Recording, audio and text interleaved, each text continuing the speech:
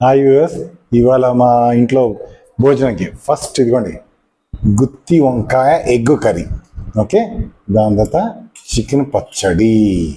Okay, దాని తర్వాత నూరించే ఆవకాయ, దాంతో పెరుగు.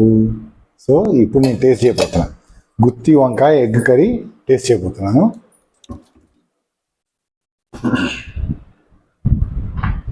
ముక్కలన్నీ తీసేసి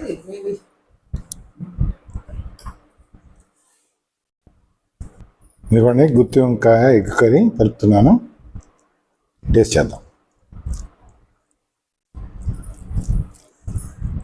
కూర ఎక్కువగా కలుపుకుంటేనే బెటర్ ఆప్షన్.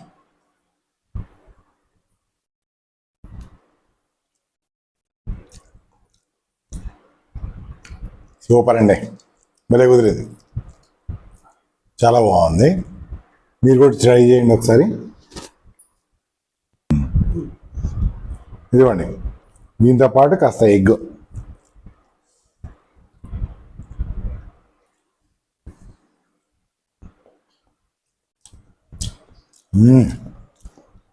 బాగుందండి,